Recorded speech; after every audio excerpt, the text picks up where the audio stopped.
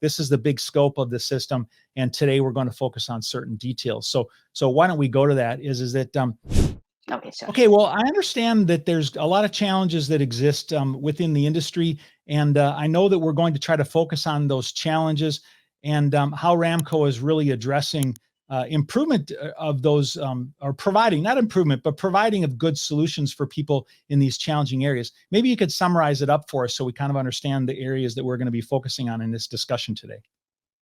Sure, Mark. So just to talk about our release that we made in March, it's in fact a pretty large release with an R&D investment of over 1,000 person months that's gone into it. And we've had significant enhancements almost across the entire product.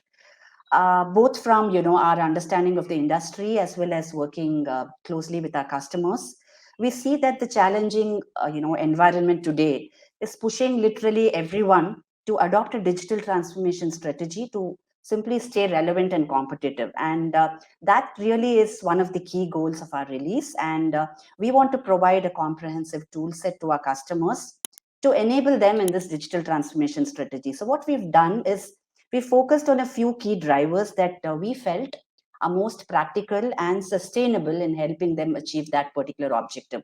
So just to go over these drivers, the first one is, of course, digitization of the technical data and how we can make use of the data actually in an operational context, especially for planning and execution as far as the operations is concerned. The second aspect is, of course, we've introduced a lot of process automations and optimizations in almost all the core processes of the of a business organization, like covering planning, execution, procurement, repair, routing, exchanges, billing, so on and so forth. So again, the focus really has been to see that everything that can be automated and optimized is done by the system, and only the exceptions are really left to an individual user, right? And the third aspect is, of course, in an endeavor to provide a system that can drive the process, right? I mean, it's literally letting the system decide the next steps for an end user. We are unable to, kind of ignore certain complex or technical steps, especially in, organizations like engine MROs or complex assembly, and keep them away from mainstream adoption. And that makes the whole process more inefficient and, more prone to human touch-based errors. I would speak about it more when I, cover the engine MRO segment. And the fourth one, of course, is we understand that it's a highly regulated environment. So we continue to strengthen the controls in the application, whether it's capability checks or task effectivity controls or skills certifications, sign-offs.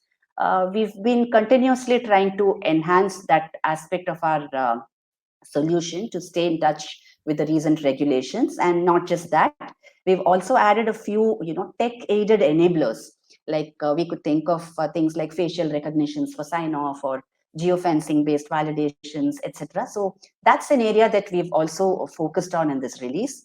And last but not the least, we have been continuously addressing this aspect of real-time usage, in general as a design philosophy. So what we are saying is that we will make our system available to the users in multiple channels, and not just that. For example, we have our Anywhere apps, which is our mobility, suite of functions. And we are trying to go with an approach of, giving a full function support through that, which means the users really don't have to switch between a mobile and a desktop to complete an operation, and that again would cause a lot of friction. So, again, to just summarize, we have added, over 500 features in this release, and predominantly most of them would revolve around these drivers of optimization that I've just discussed.